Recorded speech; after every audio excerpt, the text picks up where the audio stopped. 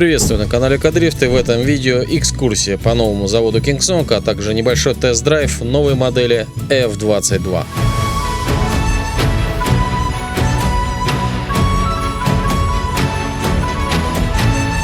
Ближе к концу апреля мы побывали на юге Китая. Это город Гуанчжоу. На самом деле это не самое удачное место, просто потому что моноколесные заводы в основном находятся в соседнем Донгуане. Но что делать? Мы остановились именно в Гуанчжоу, причем в самом его центре. Мне очень понравился. Классный город, по крайней мере его центр. Тут есть все, и где погулять, и где поесть. Но видео не об этом. KingSong стал третьим заводом, который мы посетили. После поездки в InMotion мы даже не стали возвращаться и переночевали в гостинице поближе к KingSong.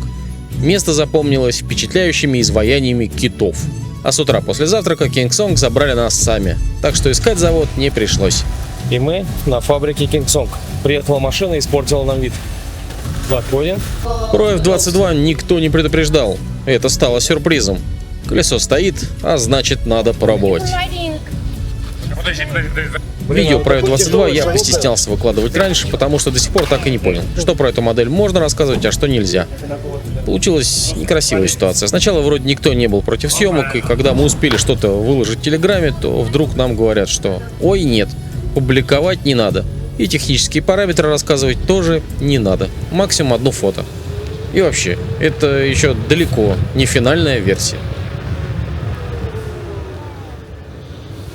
Но не секрет, что в Ютубе уже вышел обзор этого самого F22 из Китая, поэтому делаю вывод, что и мне пора поделиться своим мнением. По колесу видно было, что оно совсем сырое и недоделанное. По характеристикам я все же не буду брать ответственность и осторожно скажу только, что ожидается два варианта F22. Отличие в емкости аккумулятора. Один это что-то типа Lynx, а второй с батарейкой побольше. Колесо это весит в районе 50 килограмм, и в общем это, пожалуй, самая главная его проблема. Правда, в KingSong поспешили уверить, что колесо в первом варианте будет существенно легче, чем показанная нам версия. Но по конструкции я не представляю, каким образом можно добиться веса хотя бы в 40 килограмм, если в F22 используется 4 амортизатора Fast-Ace, такого же типа, как у моноколес Ветеран. Да, и это еще одна особенность F22 – 4 стойки амортизаторов. И они вообще-то совсем не легкие, плюс их обвязка, они же не в воздухе висят. F22 это первое впечатление, но подвеска работает хорошо, оно классно. С лесенки съехал мягко, но камера не записала в другую сторону.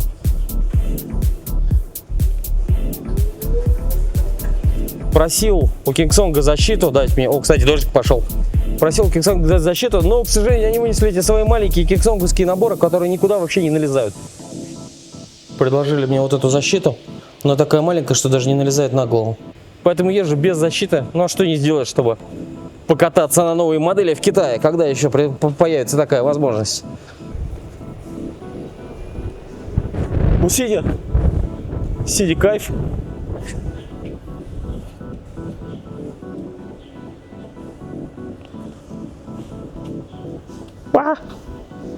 Сиди как обычно, по кайф, мягенько, хорошо. Вау!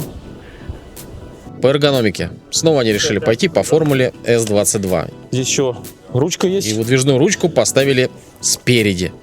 Я считаю, это очень неудобно. Ну что мешало поставить ручку назад? Еще лучше посередине. В случае S22, ну понятно, там ручка стоит спереди, потому что сзади у нас рычажная подвеска. А на F22 что не так? Это осталось за гранью моего понимания. Подножка есть. Педали немножко странные. Следующий вопрос касался роликов, которые видны на видео-фото, но это не подвеска, а ролики используются для смещения по высоте педалей, чтобы регулировать их высоту. Но тут не знаю, будет ли в финальной версии такое решение или нет. Подвеска работает, надо бы, конечно, крутануть отскок, не так быстро работает, как хочется. Подвеска на F22 работает, но чтобы понять подвеску получше, нужно было убрать демпфирование отскока. На месте это сделать, увы, не удалось. А с демпфированием сложно оценить, насколько действительно хорошо работает подвеска, чтобы ее нигде не закусывала и не подклинивала. Ну да, нет, она вроде быстрая, но не такая прыгучая. Потому что с ребаундом, понятно, они все могут ребаунд накрутить. А вот чтобы подвеска быстро работала, что-то не на всех колесах она быстро работает. Ответ, конечно, прозвучал не слишком убедительно, но говорят, что это C38 двигатель. В целом колесо, конечно, интересно. Ну, хотя бы потому, что это новинка от KingSong. с новой для них системой подвески.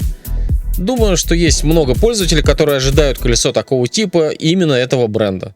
Но не скажу, что в этой модели что-то удивило или зацепило. Я не увидел никаких особенностей или инноваций, которые бы позволили F22 выделить. Более всего это похоже на ответ Lynx. Хотя модель F22 была объявлена еще до выхода Lynx. Но что-то King Song с ней затянул. А ветеран, между тем, грозится выпустить еще более мощное колесо. Надо сильно наклонять для поворота, это непривычно. Покрышка тут какая-то. Не могу к ней привыкнуть. Вроде это такая же покрышка, как на S22, но... Непонятным сюрпризом для меня стала покрышка. Хотя она мне очень даже нравилась на S22 Pro. Здесь же с ней пришлось бороться, потому что колесо достаточно высокое и весит тоже прилично. Покрышка же это не самая поворачиваемая, и для поворота, особенно небольшой скорости, требуется достаточно сильный наклон корпуса, и колесо при этом просто перевешивало, и было ощущение, что еще чуть-чуть и оно упадет внутрь радиуса поворота. Приходилось дополнительно напрягаться.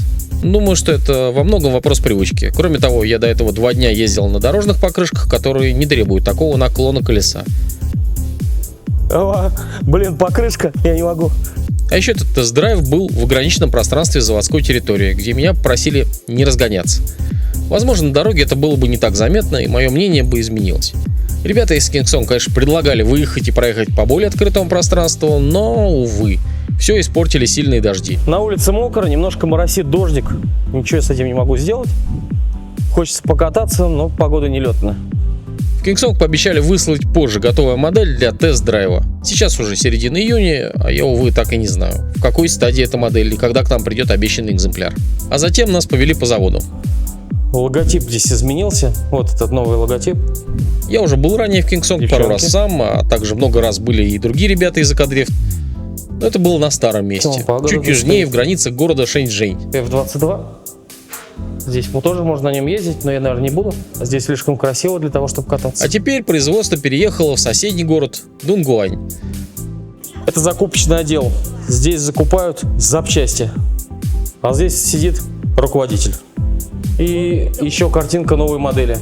Слушайте, ну у них здесь прямо это много-много этажей. Все их, я уже замучился ходить по лестницам, кругом стоят кулеры. Здесь вообще все новенькое, еще даже что-то не распечатано. Здесь просто столы. Здесь отличные виды, все зелененькое. На самом деле это совсем рядом, около 25-30 километров. Но что интересно, здесь нигде нет привычной атрибутики King Song. Словно это совсем другой завод. И мне объяснили, что, к сожалению, когда открываешь новый завод в другом городе, то приходится и называться по-новому. Но вот такая система. При этом завод переехал еще не полностью. R&D, ну то есть конструкторское бюро, осталось по старому адресу. Туалет, все отремонтировано, все новенькое, все красиво. Ответственный момент — это комната босса, General Manager, то есть это комната босса. Тут происходят важные всякие совещания, мы не будем показывать этих людей, которые там находятся. Это символ удачи. Для того, чтобы быть богатым. Символ богатства. Здесь такой глобус. Королевский трон. Куда без него? Немножко конфеток. Какие-то еще символы чего-то. Здесь очень любят всякие символы и всякие предметы, которые приносят удачу. И даже этот штурвал, он здесь не просто так. Тоже для какой-нибудь удачи.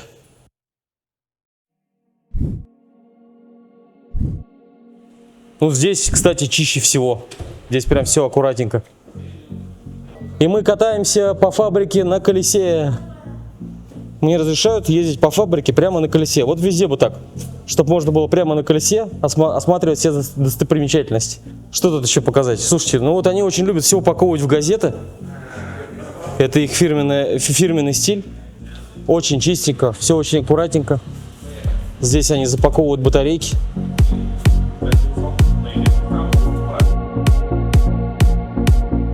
А здесь у нас прям BMS от F22 колеса.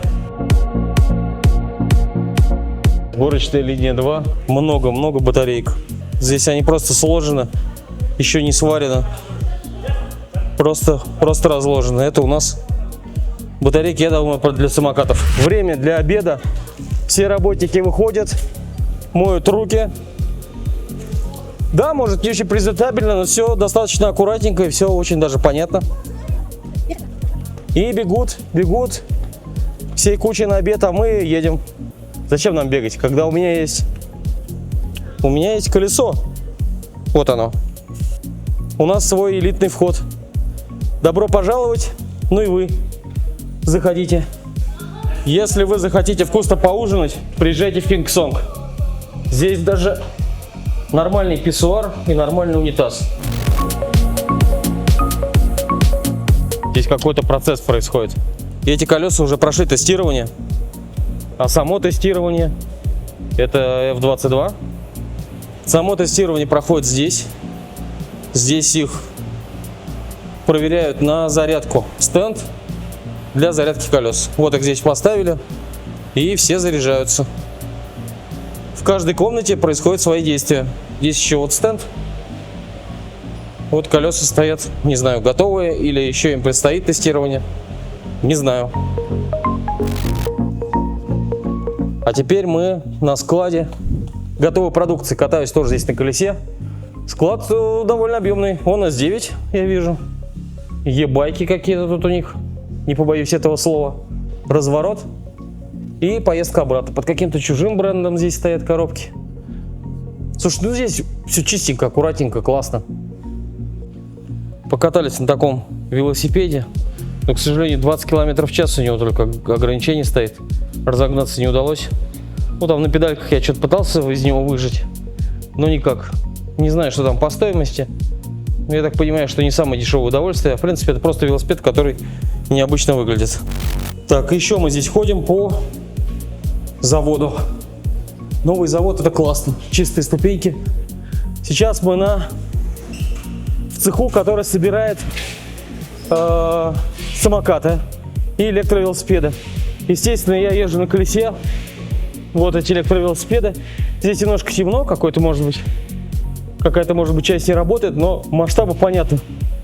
Все очень чисто, все очень аккуратно, все очень красиво. Супер. Очень классно. Слушай, ну когда можно еще будет прокатиться по фабрике? Да еще со скоростью 15 км в час. Есть какой-то контроль качества. Еще самокаты. Лежат готовые коробки. Еще коробки, еще готовая продукция. Класс. Линия по сборке. Короче, можно здесь кататься, можно делать что угодно. Это очень круто. Здесь целый конвейер по сборке. Мы летим со скоростью 15 км в час и подъезжаем к офису каких-то инженеров. Они здесь что-то у нас инженерят. Отличная рабочая атмосфера. Hello, guys. Hello.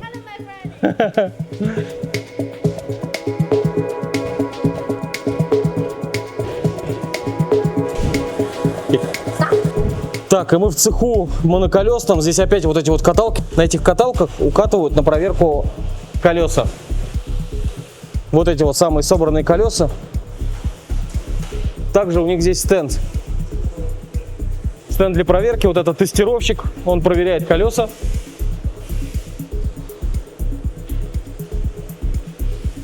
А это директор фабрики. Он тоже ездит на колесе и показывает, как он умеет ездить.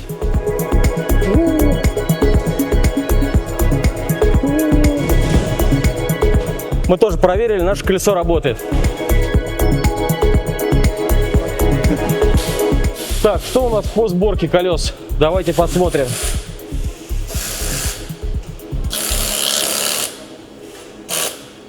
Здесь собирают S18. Не очень хорошо идет.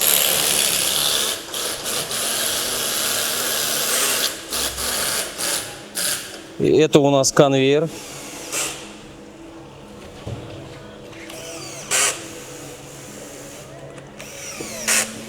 Здесь можно снимать техноблок. Отлично. Скручивают и втыкают провода.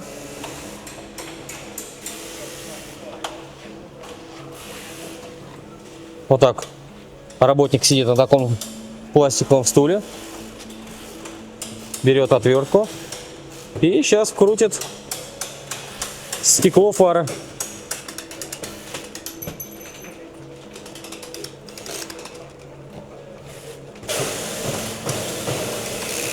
готово.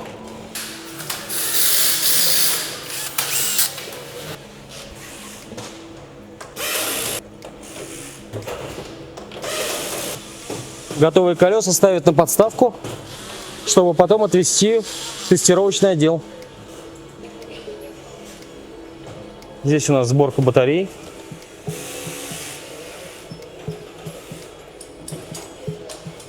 Здесь у нас первичная сборка идет, то есть здесь собирают непосредственно батареи, ставят контроллеры на корпус колеса. Здесь идет у нас тяжелая работа по укладке проводов. Очень все делают аккуратно, тщательно. И готовую продукцию откладывают в сторону. Все, это собрано. Берут новую батарею, чтобы тоже ее начать собирать.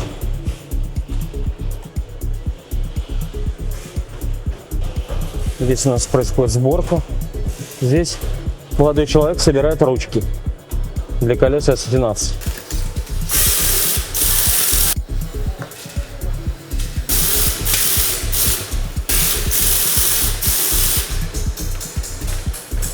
Видимо, сейчас они отрабатывают заказ непосредственно на S18, поэтому здесь только S18, других колес нету. Но в целом понятно, да, что у ребят здесь большой потенциал по мощности, они могут собирать намного больше колес. Большая часть простаивает. Здесь готовы S16 в своем изначальном виде. Здесь лежат у нас мотор-колеса на S18.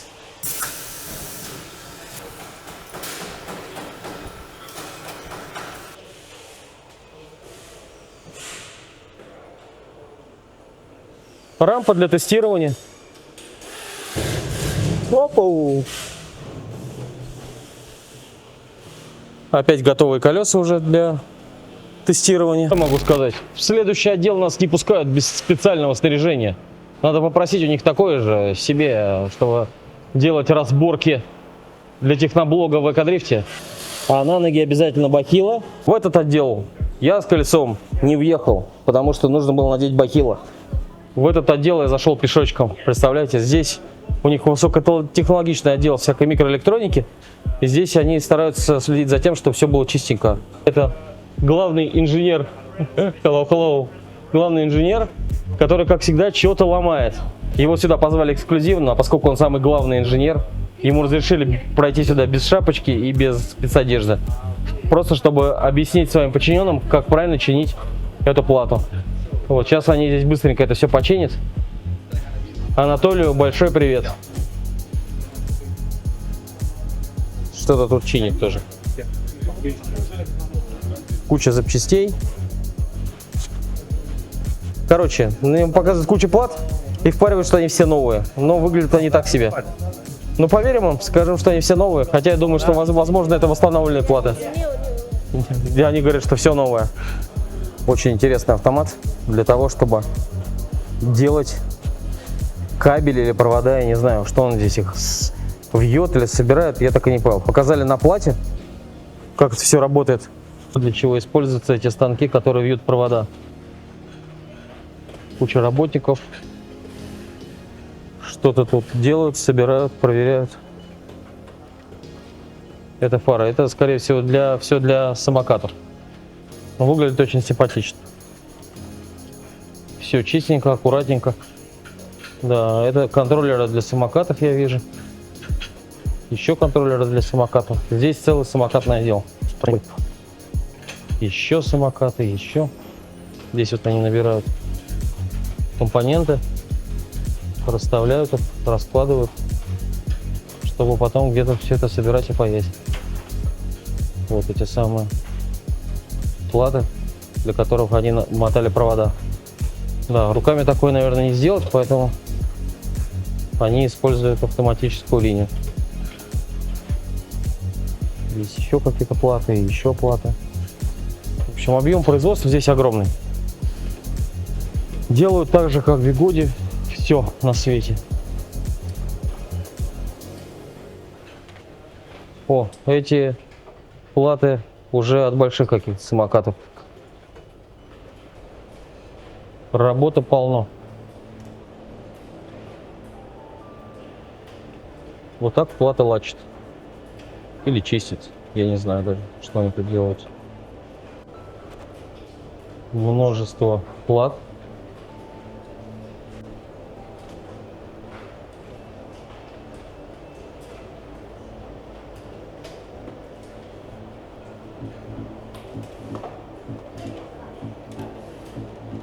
О, вот эта плата похожа на плату от моноколеса.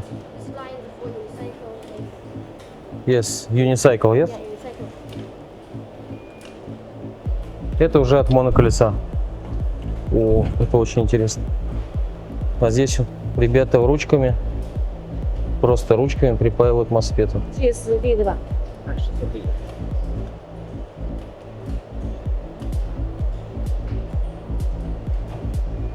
Здесь собирают какие-то платы для зарядки. Kingsong недавно только переехал. Еще не наладили полностью здесь все производство. Открывают, пока у них производство идет ограничено, что-то срочное, они паяют просто вручную. Но в целом у них есть линия по автоматической пайке, автоматизированной. И стоимость одной такой машины порядка 600 тысяч юаней. И это цех, который наполнен у нас только одними автоматами. Здесь у нас линия поверхностного монтажа, очень много автоматов. Специально здесь для дураков все подписано. AOE Detection Zone, не знаю, что это значит. Вот здесь у нас линия поверхностного монтажа номер 5. Здесь у нас Quality Check и Inspection Area. То есть здесь, по идее, должны быть продукты, которые требуется проверить. Здесь лежат тоже подставки, что нужно проверить. В данный момент не знаю, что здесь работает, что не работает. Возможно, ничего не работает. Но поражает, конечно, масштаб, объем.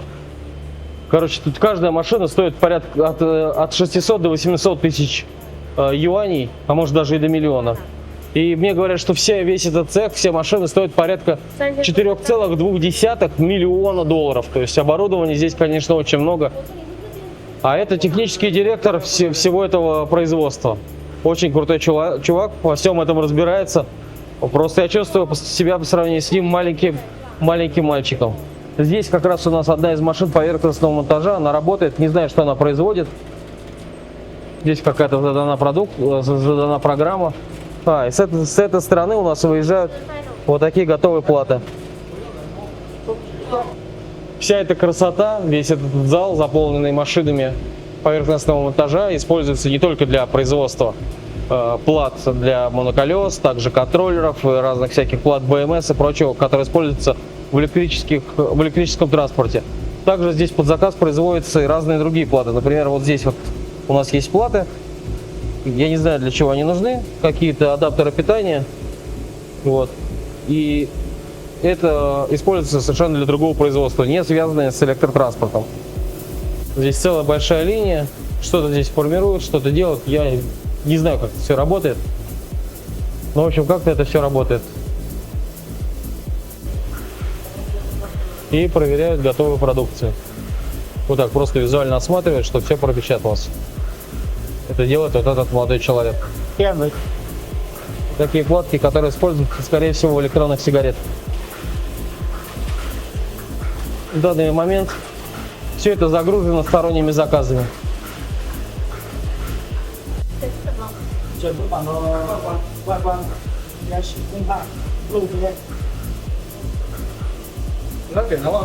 Здесь они их сканируют и проверяют на то, что нет брака. Целый аппарат для проверки. Много всякой сторонней продукции, которая не относится к моноколесам. Кстати, S14 сказали, что будет весить, скорее всего, в районе 20 килограмм. Только не понял, это колесо с подвеской или нет. То есть они хотят что-то сделать новое, такое обновленное, легкое, дешевое. Без подвески, а что-то с подвеской. Не очень понятно, надо уточнять. Но потом, может быть, узнаю. и скажу. Вот. А здесь я хотел показать, здесь у них находится на первом этаже склад. Склад готовой продукции. Не буду здесь ездить на колесе. Опасно. Просто подсниму, что у них здесь дофигища коробок. Склад реально большой. Всякие запчасти. Все на свете находится. Все, что вам нужно и не нужно. Все в темноте. Дофига всего. Еще склад. Причем я иду абсолютно один. За мной никто не следит.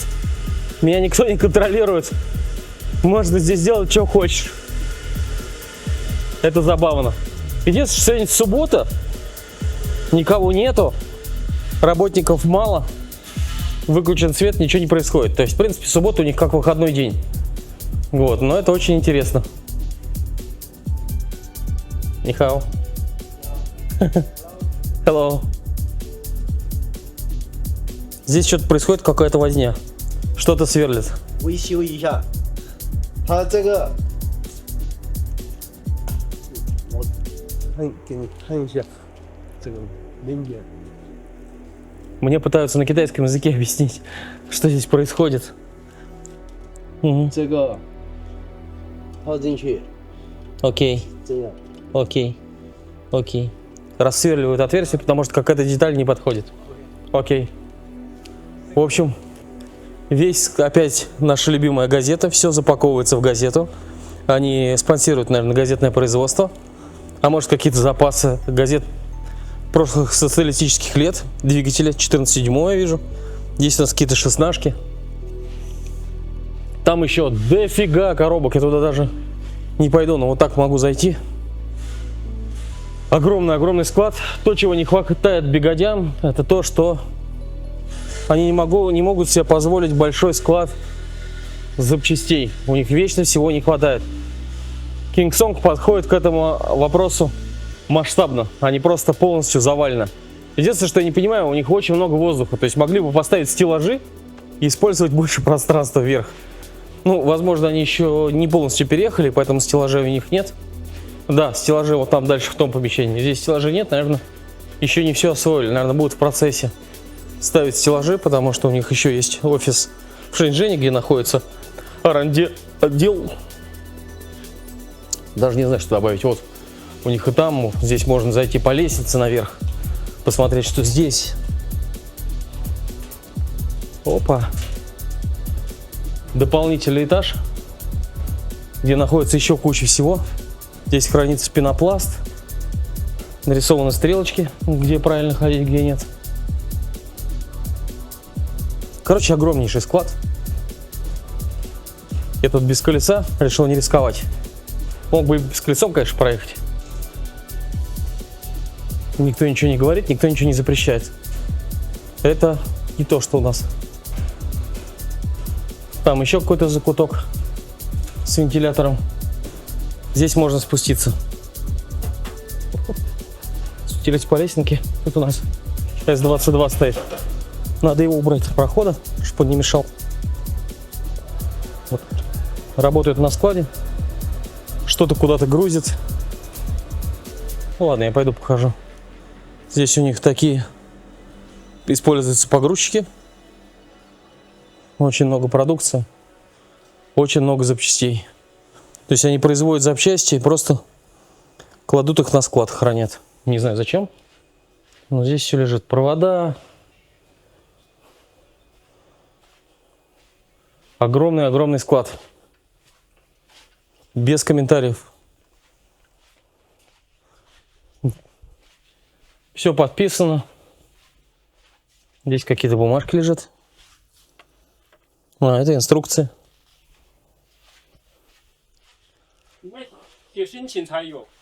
Hello.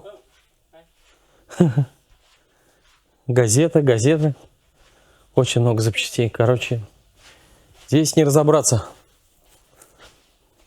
Только все по базе. Выглядит как максимально серьезное предприятие.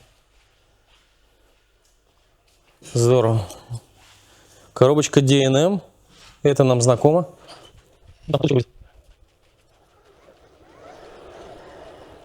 Там, видимо, хранятся какие-то неразобранные коробки.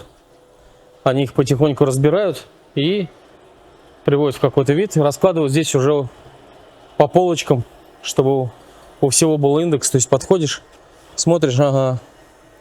А здесь у нас лежат заглушки от самокатов. А здесь тоже что-то лежит. Какие детали? Ну, здесь в основном все самокатные детали лежат. О, привезли партию S18. Новенький S18 тоже возят, вывозят. Куда-то, видимо, на тестирование повезли дополнительно. Не знаю, один почему-то едет в руках.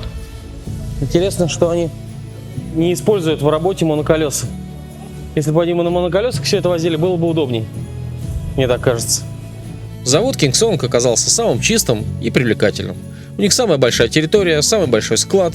Здесь очень приятно и комфортно находиться. Также у King Song больше всего дорогостоящего технологичного оборудования. Ну, так как завод занимается OEM производством, а не только электротранспортом.